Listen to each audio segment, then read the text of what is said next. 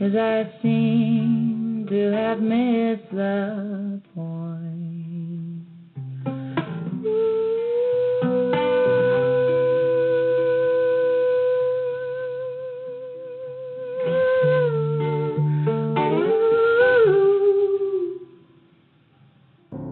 I'm a composer. I grew up playing classical violin, bass, went to sound engineering school, was in bands, and used to write and compose full time. And then ultimately I started 411 Music Group when I was 26. So 411's awesome and really unique in that we're a female-run company, and all of the sync team, we're all women. Our CEO, I call her our fearless leader, is such a badass.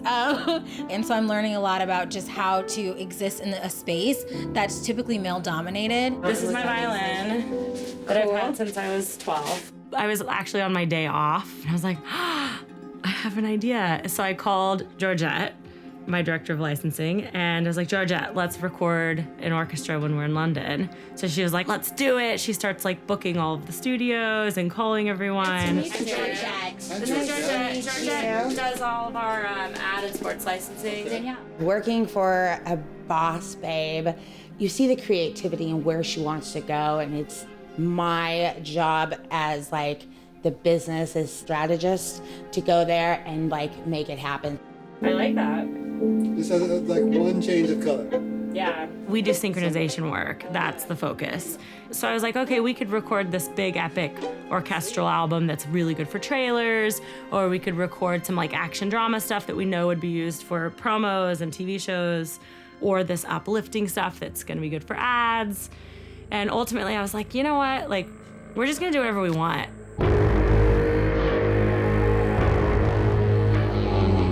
I feel like in all of life, happy and sad coexist all the time, at least for me. Sure. I'm always a little sad, even when I'm super happy. Brian Carr is one of my composers I've been working with for probably 7 or 8 years now in LA, and he is an amazing composer. He was the orchestrator for The Family Guy for a decade. As a whole, for the album, I wanted it to be light and dark, but maybe it would be more interesting too to have like everybody contribute their light and their dark. I think that's a really good idea, actually. Done! Yeah. Okay, well, see you later. See ya. I love this idea that we are going to be, I don't know how many different composers, 3, 4, 5, 6 different composers, and we're gonna find a way to make this album sound cohesive. Steve Edwards is a composer I've known for several years. We've never even written together or worked together, but he's provided a track for this album, so I'm excited to be working with him now. It's interesting, like my version of Dark and Light is going to be different than the next guy's too, which is interesting. But that's why maybe we should have like a similar through line.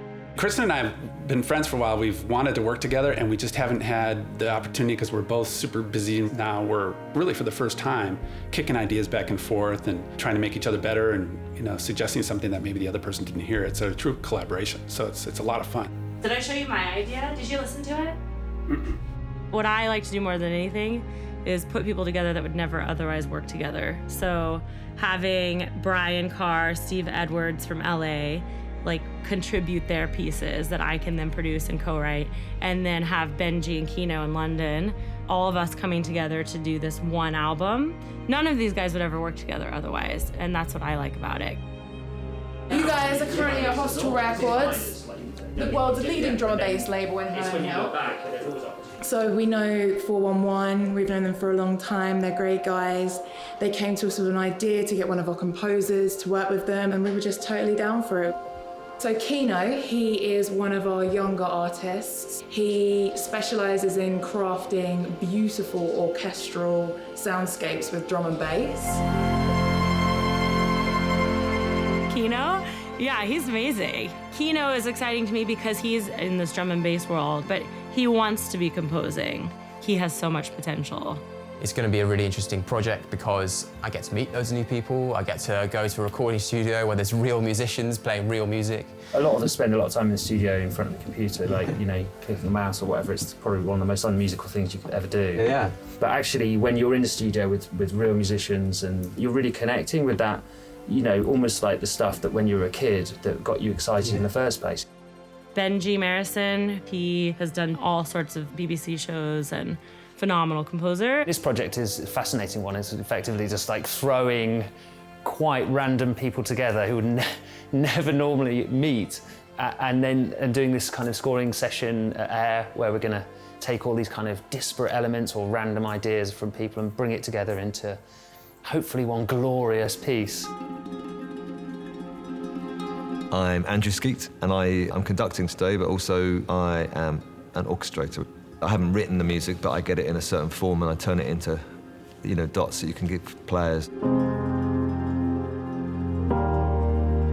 He's taking the demos that we've developed and all the ideas and the collaborative kind of mashups, and he's added his own sort of input into that. And I've been working very closely with him to make sure that he's bringing something new to this project, which we'll hear today.